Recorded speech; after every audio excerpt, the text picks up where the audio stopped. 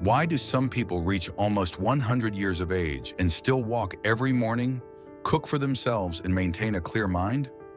Why, while many feel their bodies shutting down with age, do others seem to maintain a quiet strength for decades? Is it just luck, genetics? Or are there small, ancient habits we have stopped paying attention to? And if a food as simple as black beans could hide something that many families no longer remember, wouldn't it be worth listening to the end? My grandmother will turn 98 this year, and although many people upon reaching that age need help with almost everything, she still goes for a morning walk with her dog, prepares her own meals, and maintains a mental clarity that surprises anyone who talks to her. Every time someone sees her, the question is almost always the same. What is your secret? She doesn't answer with expensive medicine, a complicated routine, or a hard-to-follow formula. She simply smiles and says, "Black beans." But here is the important part. It's not just about eating them any which way. According to her, the real secret lies in how they are prepared, how they are soaked, and how they are combined with vinegar. For years, this simple recipe has been part of her daily life. Not as something spectacular, but as one of those humble habits that are repeated quietly and that, over time, can make a huge difference. Today, I want to share with you the way she prepares black beans, the details she always takes care of, and the reasons why in many traditions they have been considered a valuable food for preserving strength, vitality, and well-being. Before we begin, stay until the end, because we won't just look at how to prepare the beans. We will also talk about the liquid that is left over, the amount usually taken each day, and why many older people have trusted this preparation for so long. Today, I want you to observe something that seems small, but that my grandmother never overlooks. She always prepares two types of black beans.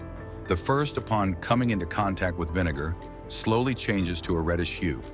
The second is larger, firmer, and after soaking, takes on a deep violet color. To many people, this might seem like an unimportant detail, but to her, every color change shows that the bean is alive, full of substance, and ready to deliver its benefits. Before using them, the first step is to sort them. You must remove any damaged, split, wrinkled, or dried beans. My grandmother used to say that if we want to take care of the body, we cannot start with neglected ingredients. After selecting them, they are placed in a bowl and washed several times with clean water. It is not enough to just run them quickly under the tap.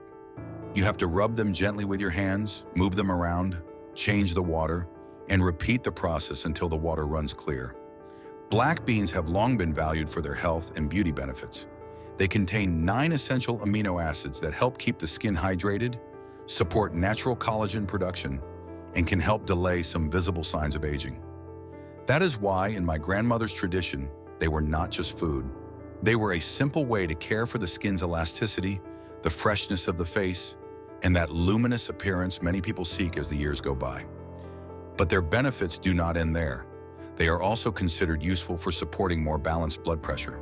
Furthermore, they are especially appreciated by those who feel weakness in their kidneys, as they are believed to help strengthen kidney function and support bone health.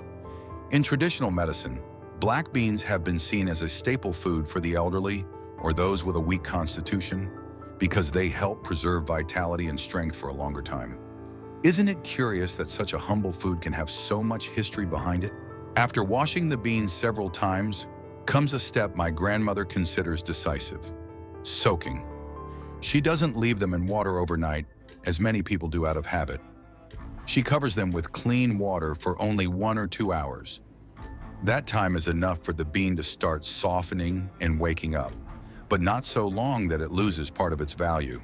She always repeated that when something is left longer than necessary, even a good food can change. The beans must be completely submerged. If any bean floats, you can gently move it with your hand to ensure they all receive water equally. After an hour, you will notice they start to swell. Their skin becomes tighter, the color intensifies, and the bean no longer feels as hard. If you decide to wait up to 2 hours, that's fine, but it's best not to exceed that limit. Here comes a detail that many people ignore. When the soaking is done, do not throw away the water. Looking at the bowl, you will see that the liquid has become very dark, almost black. To my grandmother, that water was not waste. She said it contained part of the bean's strength. According to the tradition she followed, that liquid helps care for the kidneys, support the blood, and promote digestion. She often used it to cook rice, taking advantage of its benefits without wasting anything. Afterward, the beans are cooked until completely tender. A healthy way is to steam them for about 20 minutes. Steaming better preserves their nutrients and makes them easier to digest.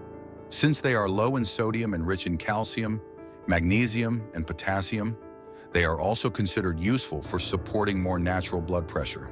When you can gently crush them with your fingers, they are ready. Then you just have to let them cool before the next step.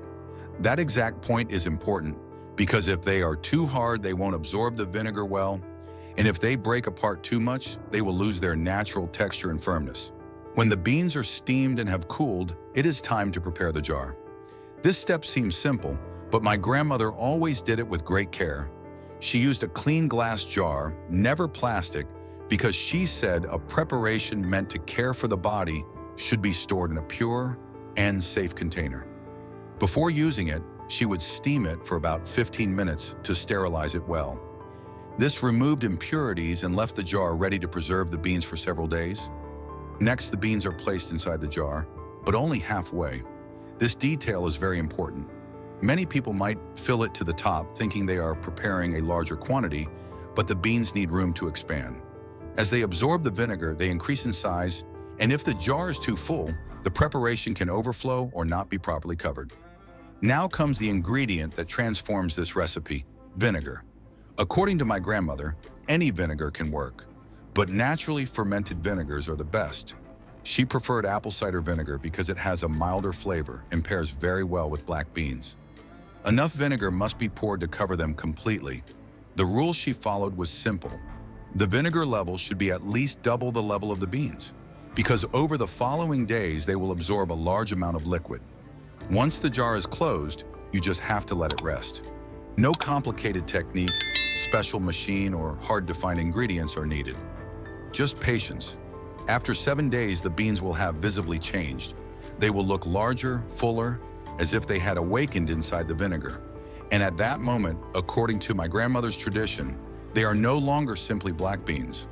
They have become a powerful, simple natural preparation, deeply respected by those who have used it for generations. After 7 days, when you open the jar, the beans no longer look the same as they did at the beginning. They have absorbed the vinegar, increased in size, and their color has deepened. For my grandmother, that was the moment the preparation was ready.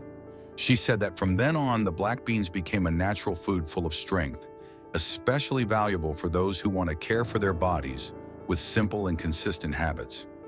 Black beans are rich in glycine, a compound that, according to the tradition she followed, helps support healthier cholesterol levels.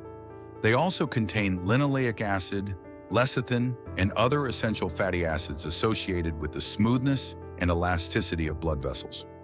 That is why they are believed to promote more natural circulation and help the body feel lighter over time. The original content also mentions that certain Japanese research observed positive effects from consuming vinegar-soaked black beans on blood fat levels. It even speaks of notable results after 8 weeks of consistent consumption and observations in people with high blood pressure. Beyond that data, my grandmother explained it in a much simpler way. When blood circulates better, the whole body is grateful, but their benefits are not limited to cholesterol or blood pressure. This preparation has also been known to support people with chronic constipation, back and leg discomfort, issues related to diabetes and prostate health. In addition, many people associate it with the prevention of premature gray hair and heart care. The antioxidants called anthocyanins, present in black beans, are also valued for their connection to eye health and vision protection. The way to take it is very simple. My grandmother recommended eating 9 beans in the morning and another 9 at night, right before sleeping, around 9 or 9:30. If you have a sensitive stomach, you can warm them up a bit or mix them with a small amount of honey to make them easier to digest. You might not notice an immediate change, but with consistency, the body can start to feel more rested, lighter, and more energetic. Besides the beans, there is something many people might overlook: the vinegar left in the jar. For my grandmother, that liquid wasn't just used vinegar. She considered it an important part of the preparation because, during the resting days, It had absorbed the color, essence, and properties of the black beans. That's why she never threw it away. She used to say that if the beans gradually strengthened the body, that vinegar helped cleanse and awaken the circulation from within. As the years go by, the body can feel more sluggish. The blood seems to circulate with less force, the legs tire sooner, and the mind no longer responds with the same clarity as before. In the tradition my grandmother followed, this vinegar was seen as a natural support for the cardiovascular system. It was said to help keep the blood from feeling so thick or heavy, promoting smoother circulation and reducing certain risks associated with vascular deterioration. It is also mentioned that this mixture can support memory and cognitive health. My grandmother always said that taking care of the body wasn't of much use if you forgot to take care of the mind. Perhaps that is why, whenever someone was surprised by her lucidity, she would smile again and point to her jar of black beans with vinegar, as if she had stored a part of her discipline, her patience, and her way of life in there. The most important thing about this recipe is not to see it as a magic solution, but as a simple habit repeated with consistency. 9 beans in the morning, 9 at night, a little patience, and respect for the old methods. The change might not be noticed in a single day, but often small habits are what build the most lasting strength. If you found this preparation interesting, let me know in the comments if you had ever heard of black beans soaked in vinegar. Thank you for joining me until the end. See you in the next video.